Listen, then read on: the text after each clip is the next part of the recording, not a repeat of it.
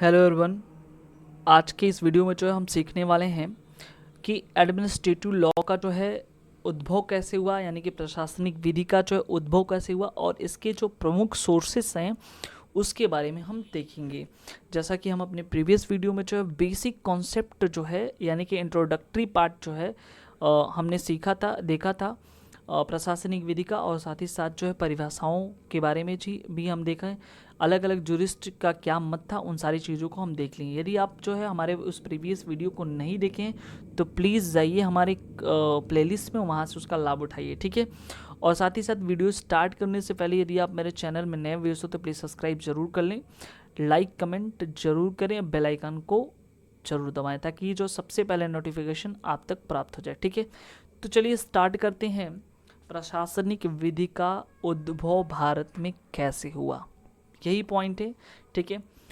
तो अगर हम बात करें उस दौरान की जिस समय जो है अमेरिका में क्या था, रूल ऑफ लॉ, विधि का सम्यक प्रक्रिया यानी कि ड्यू प्रोसेस ऑफ लॉ का कॉन्सेप्ट चल रहा था। यानी कि उस दौरान जो है मनुष्य के जीवन, स्वतंत्रता तथा सम्मति के आधार के बारे में बड़ा ही जोर दिया जा रहा था कि उसी दौरान बात करें 1947 की, 1947 के जस्ट पूर्व क्या था, पुलिस स्टेट था इंडिया में, ठीक है। इंडिया में उसके पूर्व क्या था, पुलिस स्टेट था। लेकिन जैसे ही 1947 स्वतंत्रता प्राप्त किया भारत ने, तो एक कॉन्सेप्ट उभर कर के सामने आया जिससे वेलफेयर स्टेट यानी कि लोक कल्याणकारी राज्य की संकल्पना के नाम से जानते हैं। लोक कल्याणकारी राज्य की संकल्पना यही है, अगर हम एक शब्द में बात करें तो ये माना जाता है कि कोई बच्चा अगर जन्म लिया, ठीक है, कोई बच्चा यदि जन्म लिया, उसके जन्म से लेकर के मृत्यु तक, उसके जन्म से लेकर के मृत्यु तक जो है किसकी जिम्मेदारी होती है, स्टेट की होती है। यानी कि स्टेट वेलफेयर स्टेट में ये चीज़ कॉन्सेप्ट अडॉप्ट किया गया कि बच्चे को जन्म लेने से लेकर के जब तक वो बूढ़ा होता है और मर जाता है, वहाँ तक जिम्मेदारी जो है कौन लेता है, स्टेट लेता है। यही जो है वेलफेयर स्टेट का कॉन्सेप्ट कहता है, ठीक है। और अगर हम बात करें article 38 of the Indian constitution, ठीक है, आर्टिकल 38 क्या कहता है इंडियन कॉन्स्टिट्यूशन का, कि राज्य का यह दायित्व तो है कि वह जन कल्याण को क्या करे, सामाजिक, आर्थिक और राजनैतिक में जो है बढ़ावा दे ताकि उचित तरीके से जो उसको न्याय मिल सके। तो ठीक है, तो ये सारे पॉइंट्स आई होप आप लोगों को समझ में आया होगा। उसके बाद जैसे जैसे जो है समय बीतता जाता है तो हर एक परिस्थितियों में जो है, चाहे वो जुडिशरी रहे, चाहे वो एग्जीक्यूटिव, चाहे वो लेजिस्लेटिव है, यानी कि सरकार की कोई भी अंग की बात करें तो वहाँ पे जो है वेलफेयर स्टेट का जो कॉन्सेप्ट था वो देखने के लिए मिलता है। लेकिन हम खासकर बात करते हैं यहाँ पर और सरकार का एक विशेष अंग जिसे independent organ of the government कहते हैं, नाम है जिसका न्यायपालिका, जुडिशरी, ठीक है। इस नाम से सभी लोग परिचित होंगे। यहाँ भी हमको जो है वेलफेयर स्टेट का कॉन्सेप्ट देखने को मिलता है, ठीक है। अगर हम बात करें जब कभी भी जो है जुडिशरी क्या करता था, जब कभी उस दौरान या अभी भी क्या क्या होता था कि जब भी किसी भी स्टैट्यूट का इंटरप्रिटेशन होता था तो वहाँ पे जो लोक कल्याणकारी जो कॉन्सेप्ट था, यानी कि वेलफेयर स्टेट का जो कॉन्सेप्ट था, ठीक है, वेलफेयर स्टेट का कॉन्सेप्ट को वो ध्यान में रखता था। और आज भी जो है वेलफेयर स्टेट की कॉन्सेप्ट को ध्यान में रखते हुए वो डिसीजन दिया जाता है ताकि जो सरकार इससे ये हो कि इस प्रकार जो कल्याणकारी राज्य की जो कल्पना थी वो जो है क्या होता था, इन्हीं लोगों के माध्यम से, यानी जो ऑर्गन विशेष करें इनके माध्यम से जो है क्या होती थी, उसके जो जो सपने देखे गए थे वो साकार होने लगे। और धीरे धीरे जो है, यानी कि अगर हम बात करें कि ये जो है खुद डिसीजन, यानी कि बहुत सारा बर्डन की वजह से जो ये भी अपना जो है, यानी कि अगर हम लेजिस्लेटिव की बात करें तो इतना ज़्यादा बॉल्ड इन हो जाता था इन लोगों की। तो ये क्या किया, अपना इंडिपेंडेंट जो है एक अथॉरिटी बना दिया, ठीक है। और वो अथॉरिटी क्या करेगा, लॉ मेकिंग का काम करेगा, ठीक है। तो वो जो है कहने का मतलब ये है कि जो ये इनकी विधि बनाने का जो पावर था वो क्या करते हैं, डेलीगेट कर देते हैं किसी अन्य व्यक्ति के पास, और वो जो है डेलीगेट किए हुए पावर को जो है यानी लॉ को जो है क्या करता है, बना करके जो है रेगुलेट करता है, ठीक है। तो भारत में जो है अगर उद्भव की बात करें तो स्वतंत्रता के बाद जो वेलफेयर कॉन्सेप्ट है वहीं से जो है ये क्या होता है, प्रशासनिक विधि का जो है ये उद्भव माना जाने लगता है, ठीक है। अब थोड़ा सा हम डिस्कस कर लेते हैं भारत में जो प्रशासनिक विधि के प्रमुख स्रोत क्या हैं, sources, important sources of the, ठीक है, important sources of the administrative law in India क्या हैं, उसको हम थोड़ा सा ध्यान से देखते हैं और उसको समझने की कोशिश करते हैं। तो सबसे पहले आप समझिए यहाँ पे कि ये जो यहाँ पे हम देख रहे हैं कि सोर्स की बात करते हैं, तो सबसे पहला सोर्स में हम लेंगे किसको, संविधान को। सबसे पहला सोर्स जो है संविधान है, ठीक है, ये चीज़ समझिए, कॉन्स्टिट्यूशन जो सबसे पहला है सोर्स। उसके बाद जो है दूसरा नंबर जो है अगर हम बात करें तो दूसरा नंबर जो है परिनियम की बात करते हैं, ठीक है, परिनियम।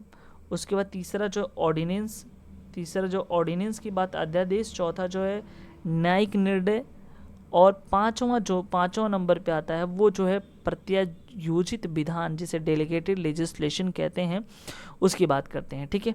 तो सबसे पहले एक एक करके हम थोड़ा सा डिस्कस कर लेते हैं कि अगर हम बात करें संविधान की, ठीक है, संविधान के अंतर्गत जो है यानी कि कॉन्स्टिट्यूशन के अंतर्गत जो है जितने भी एडमिनिस्ट्रेशन वर्क हैं यानी कि उनके लिए जो अलग अलग प्रशासनिक निकाय यानी कि एडमिनिस्ट्रेटिव सिस्टम को इस्टेब्लिश्ड किया गया, यानी कि ऐसे तमाम उपबंध बनाए गए और अधिकारों और शक्तियों को जो विभाजित किया गया, जिसको लेकर के जो वो क्या करते थे, अपना जो वर्क है उसको रेगुलेट करने का काम करते थे। वहीं जो अगर हम आगे बात करें तो आगे हम देखेंगे जो परिनियम की बात है, तो परिनियम जो है प्रशासनिक विधि का दूसरा प्रमुख स्रोत है, जिसे परिनियमित विधि के नाम से भी जानते हैं।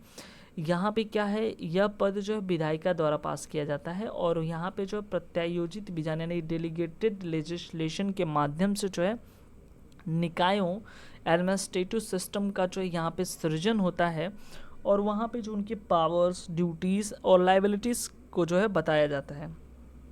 ये मुख्यतः जो है संसद तथा राज्य विधान के मंडलों द्वारा पास किए जाते हैं, ठीक है। आई होप ये चीज़ें आपको समझ में आया होगा। नेक्स्ट की बात करते हैं यानी तीसरा नंबर की अगर हम बात करें तो जिसके बारे में हम बताए थे कि ऑर्डिनेंस, ठीक है, ऑर्डिनेंस की बात करते हैं, ठीक है। अध्यादेश ऑर्डिनेंस कहें या एडमिनिस्ट्रेटिव डायरेक्शंस कहें या नोटिफिकेशन एंड सर्कुलर्स कहें, ये सारा चीज़ जो है इसमें आता है।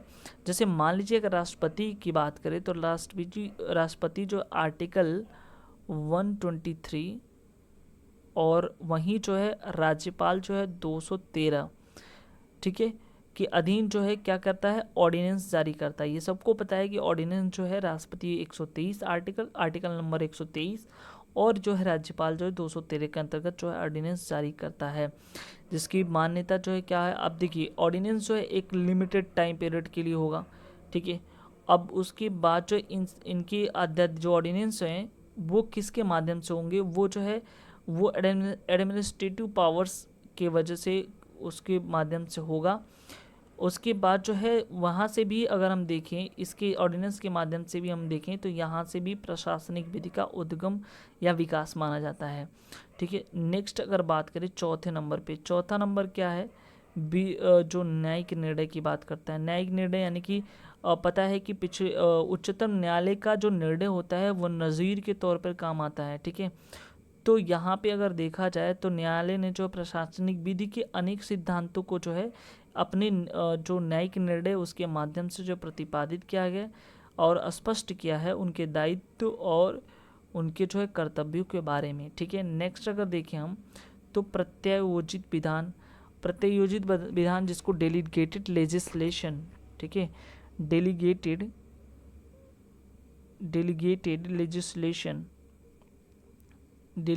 लेजिस्लेशन के नाम से जानते हैं।